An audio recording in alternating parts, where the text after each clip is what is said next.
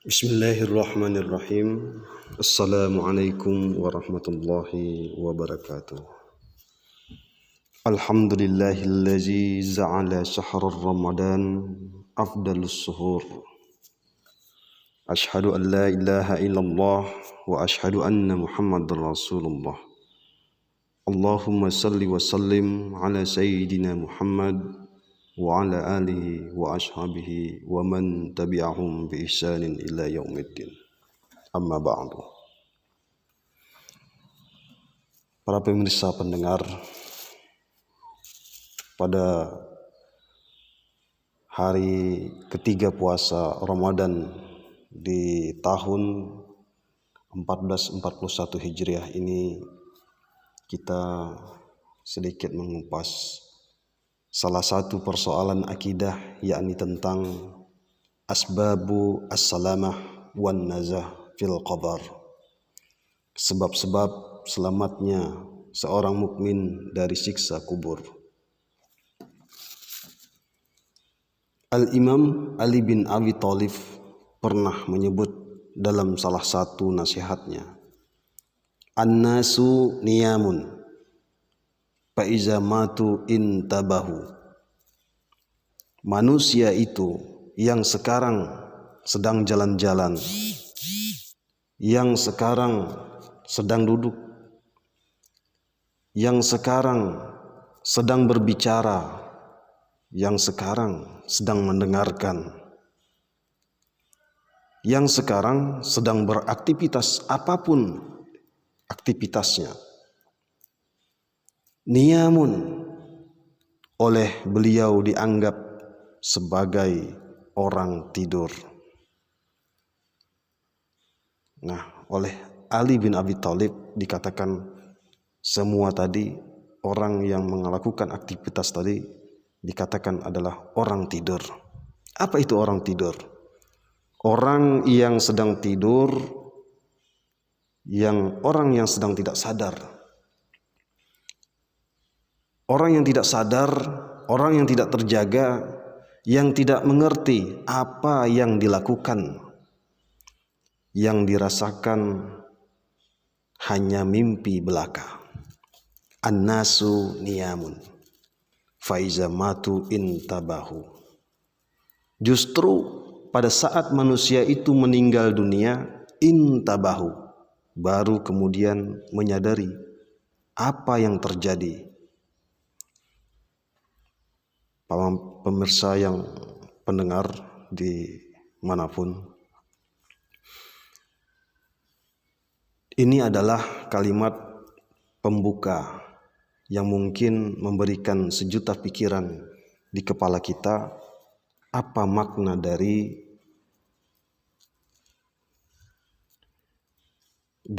kehidupan manusia yang hakikatnya adalah tidur.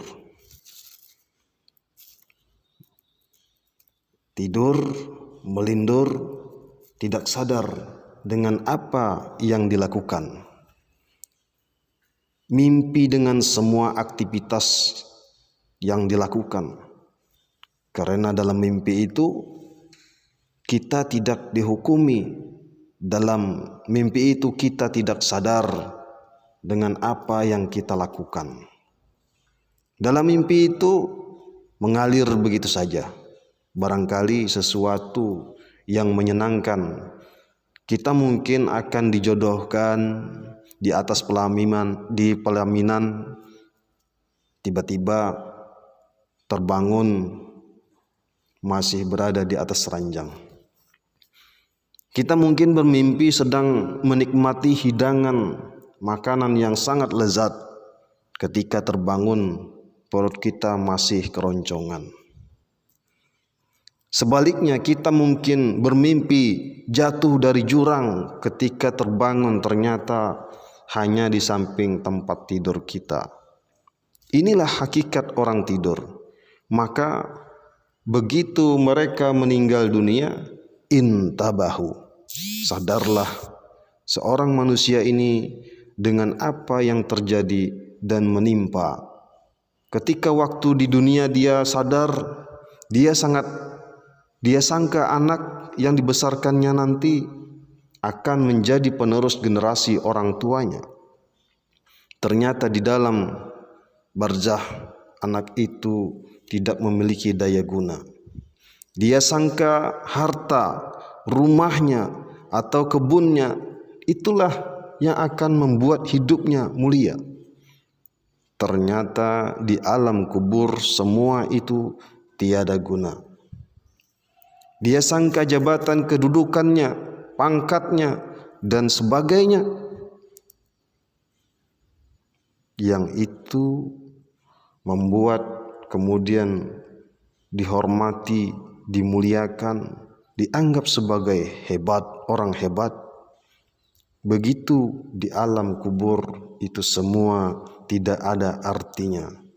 Inilah hakikat an-nasu niyamun fa iza matu intabahu. Sebaliknya mungkin juga demikian, ada orang miskin yang susah dan menderita, tapi begitu dia meninggal dunia, dia menyadari bahwa Allah Subhanahu wa ta'ala membalas semua kesulitan dan beban hidup yang dialaminya. Allah Subhanahu wa ta'ala menjadikan anak-anaknya sebagai anak-anak yang soleh, yang mendoakannya, yang selalu mengirimkan pahala kepada kedua orang tuanya. Dengan kemiskinannya, Allah ternyata menginginkan meringankan hisabnya. Dengan keikhlasannya beramal sesuai dengan kemampuannya. Ternyata itulah membuat kedudukannya diangkat di akhirat kelak. Rasulullah sallallahu alaihi wasallam mengatakan, sabaqat dirhamun mi'ata alfi dirhamin. Uang 1 dirham ternyata bisa mengalahkan sedekah 100.000 dirham. Ada orang bersedekah dengan 10.000, ternyata pahala di sisi Allah mengalahkan yang 1 juta. Para sahabat bertanya, ya Rasulullah, bagaimana itu bisa terjadi? Maka Rasul mengatakan, adapun yang bersedekah 1 dirham, dia hanya memiliki penghasilan 2 dirham. Sementara yang 100.000 dirham itu disedekahkan oleh orang miliarder. Uang jutaan miliar dirham. Maka uang 100.000 dirham bagi dia seperti uang receh, tidak bernilai. Sementara 1 dirham bagi orang miskin itu merupakan separuh dari keringat yang sudah dia keluarkan. Begitulah mungkin si miskin mengeluarkan 20.000 rupiah. Uang itu secara normal sangat terasa kecil dibandingkan tetangganya miliarder yang bersedekah 20 juta rupiah. Dia mungkin merasa malu, bahkan sedekahnya sangat kecil, tetapi ternyata di sisi Allah yang 20.000 itulah yang kemudian ditukar dengan surga Allah. Inilah hakikat an-nasu niyamun fa iza matu intabahu. Satu kisah yang barangkali bisa menyadarkan kita. Pada saat seorang sahabat meninggal dunia dan setelah beberapa hari kemudian istri sahabat tersebut menemui Rasulullah sallallahu alaihi wasallam. Kemudian mengatakan, "Ya Rasulullah, suamiku mengigau, detik-detik maut menjemputnya." Sebelum kematiannya, kata Rasulullah, apa yang diucapkan suamimu? Wanita itu mengatakan, ya Rasulullah, dia mengatakan kalimat yang tidak jelas. Dia mengatakan, seandainya masih jauh, seandainya masih jauh, "Saya tidak paham ya Rasulullah." Maka Rasulullah mengatakan, "Tidak, suamimu tidak mengigau. Suamimu mengucapkan dengan sadar penuh. Suamimu suatu hari berjalan menuju masjid, di tengah jalan bertemu dengan seorang buta yang berjalan menuju masjid. Dorongan keimanannya yang membuat dia kemudian menuntun seorang buta ini sampai akhirnya dia terlambat sholat. Ketika meninggal dunia, malaikat datang memperlihatkan kepada dia tentang betapa besarnya amalan menuntun orang buta ke masjid tadi,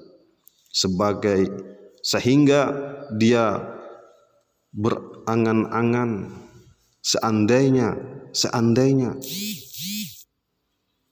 menuntunnya masih jauh daripada dia lakukan, karena waktu itu si buta sudah dekat dengan masjid, tinggal beberapa meter lagi. Nah, kemudian, "Ya Rasulullah, suamiku juga mengatakan seandainya yang baru." Dia juga mengatakan seandainya yang baru. Kemudian juga dia mengatakan seandainya semuanya.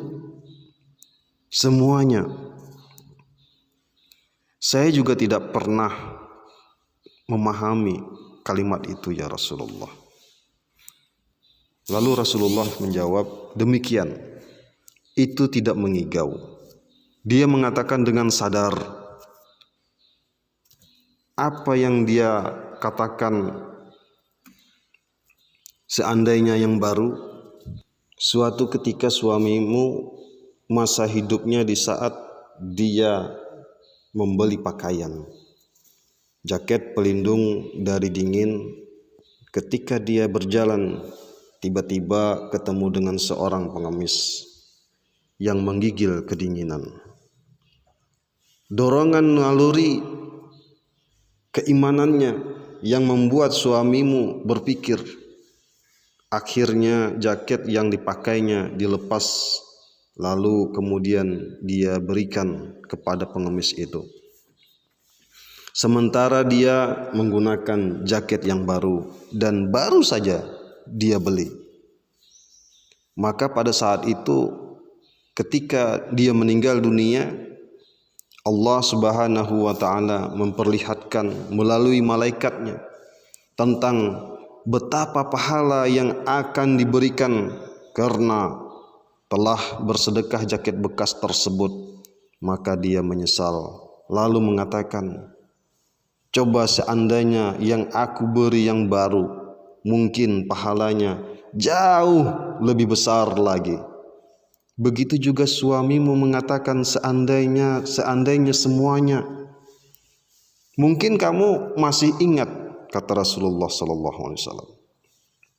Pada saat kalian berpuasa di bulan Ramadan, pada hari itu kalian juga sedang kesusahan, sehingga suamimu bekerja keras dan hanya bisa mendapatkan 4 potong roti untuk berbuka.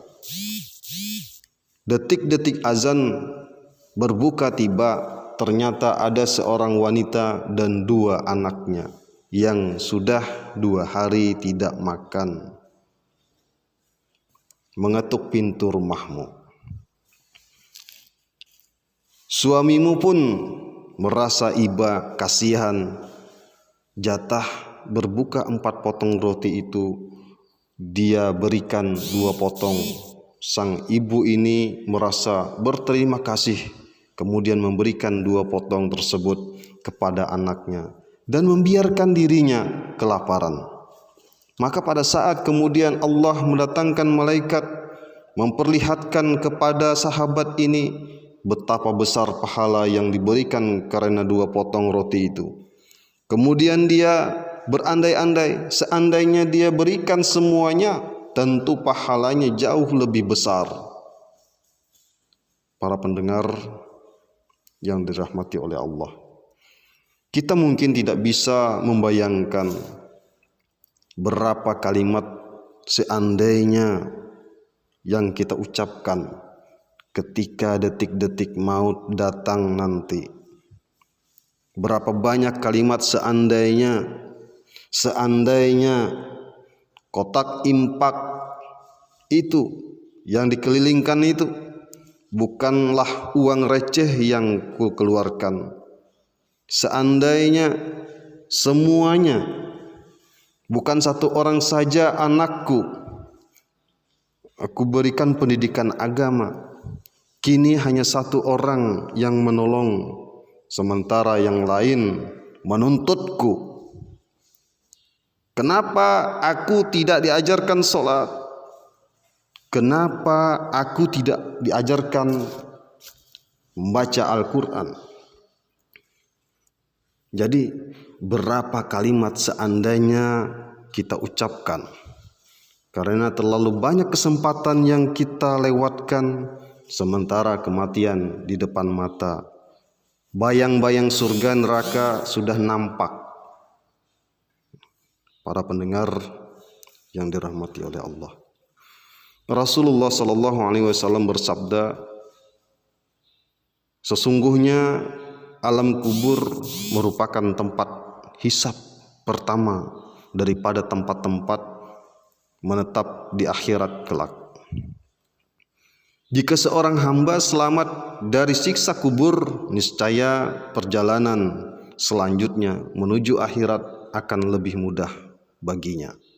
Sebaliknya, barang siapa tidak selamat dari kubur, maka perjalanan akan lebih sulit.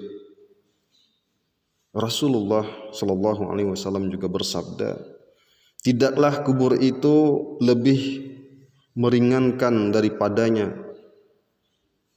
Dan sahabat Utsman juga pernah mengatakan, dia lebih merinding membayangkan alam kubur daripada neraka. Walaupun kita tahu bahwa siksa neraka lebih dahsyat daripada siksa kubur. Bedanya di kubur itu sendirian.